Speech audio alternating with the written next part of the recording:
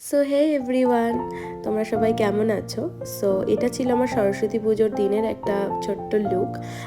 এই মেকআপ লুকটা আমি সেদিন পোস্ট করতে পারিনি বিকজ আমার শরীরের অবস্থা খুব খারাপ ছিল। সো বেসিক্যালি আমি এখানে একটা ময়েশ্চারাইজার দিয়ে ময়েশ্চার করে নিচ্ছি আমার ফেসটাকে।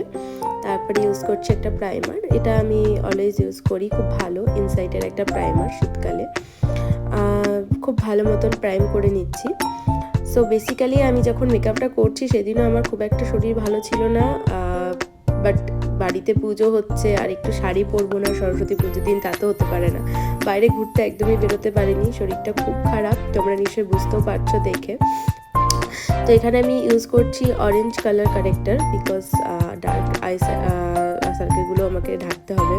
সো এছাড়াও এর আগের দিনই আমরা কলকাতার থেকে ফিরেছিলাম, আমাদের একটা গেট টুগেদার ছিল, আর তাছাড়া মায়ের ডাক্তার দেখানোও ছিল। সো একটু ঘোরাঘুরিও করেছি। সো ওখানে গিয়ে ঘুমটা একদম কম হয়েছে, তো এই জন্য ডার্ক সার্কেলগুলো যেন আরও বেড়ে গেছে। তাছাড়া কিছু আমার স্পট তো রয়েছেই, আমি বলেছিলাম আগের ভিডিওতে।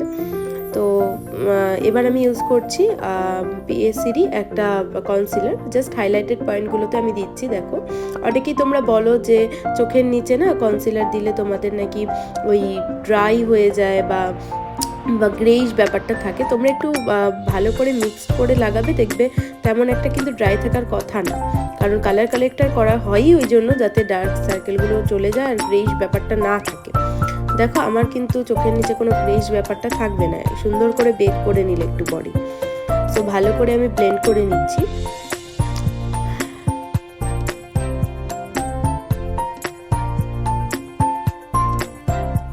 যত কম মানে অল্প পরিমাণে মেকআপ করা যায় আর কি। আমি তো খুবই মিনিমাল প্রোডাক্ট দিয়ে আজকে মেকআপ করেছি।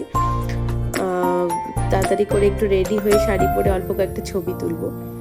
এবার আমি এখানে ইউজ করছি ফাউন্ডেশন ডেলি ফরএভার 52 এর দুটো শেড নিয়েছিলাম, একটা ডার্ক একটা ফেয়ার স্কিন টোনের, দুটোকে মিক্সড করে লাগাচ্ছি আমার স্কিন টোন অনুযায়ী।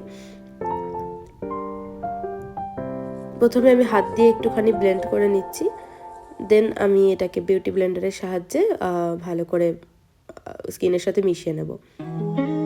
আমার এখনও গলার অবস্থা খুব খারাপ, আমার শরীর একদম ভালো নেই। আমি যার জন্য কলেজেও কামাই করেছি, মানে কলেজেও যেতে পারিনি কয়েকদিন। আমি আজই আবার ভয়েস ওভারটা দিতে দিতে ভাবছি যে মানে কলেজে যেতে হবে, মানে যেতে হবে বলতে আমি আজ মানে কালই সকালে রওনা দেবো। এবার আমি ইউজ করছি এখানে একটা ফিক্সার। এই ফিক্সারটা লোটাসের ফিক্সার, ভালো, মোটামুটি গ্লো দেয় খুব ভালো, আর মেকআপটাকেও সেট করে খুব সুন্দর। অয়েলি একটা ভাব আনে মেকআপের মধ্যে, খুব ভালো লাগে। এটা শীতকালে বেশিরভাগ আমি ইউজ করি। বেসিক্যালি আমি একটু ফাউন্ডেশনটা অল্প একটুখানি ব্লেন্ড করার পরেই আমি দিয়ে নিলাম, কারণ তাতে মেকআপটা ভালো না সেট হয়। তো তোমরা এইভাবে করে দেখতে পারো, আমার আশা করি খুব ভালো একটা মেকআপের আউটলুক পাওয়া যায়। বেস মেকআপটা যেহেতু আমাদের মেন, সো বেস মেকআপের জন্য তোমরা এই পদ্ধতিটা অ্যাপ্লাই করতে পারো।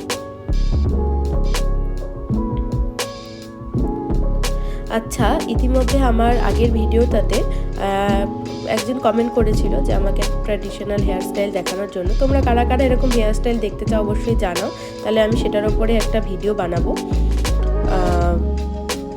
অবশ্যই তোমরা আমাকে জানিও যে তোমরা কিসের ওপর নেক্সট ভিডিও দেখতে চাচ্ছ, আর একটু পাশে থাকো, সাপোর্ট করো, আর কোনো রকম ভুল ত্রুটি হলে অবশ্যই জানিও।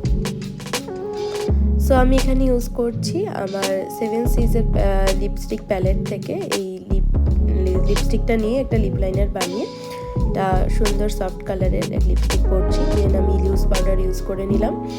একটু কাজল পরবো আজ, যেহেতু একটা সফট মেকআপ লুক রেখেছি, শাড়ি পরবো কাজল না পরবো এমন তো হতে পারে না। সো এরপরে আমি ইউজ করলাম ব্লাশার পিএসসিরই একটা প্যালেট থেকে, দেন ফিক্সার লোটাসেরই ফিক্সারটা ইউজ করে নিচ্ছি।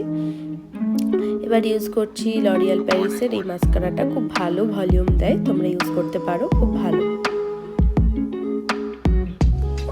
এবার আমি টিপ বানিয়ে নিচ্ছি আমার আইলাইনারটা দিয়েই, যেহেতু টিপের পাতা খুঁজে পাচ্ছিলাম না, বাড়িতে আসলে কিছুই খুঁজে পাই না আমি বেসিক্যালি। যাই হোক, তোমাদের এই মেকআপ লুকটা কেমন লাগলো আমাকে অবশ্যই জানিও, আর হ্যাঁ, তোমাদের কোনো কোশ্চেন থাকলে অবশ্যই আমাকে বলো। ঠিক আছে, তাহলে আজকের মতন এখানেই শেষ করছি। টাটা।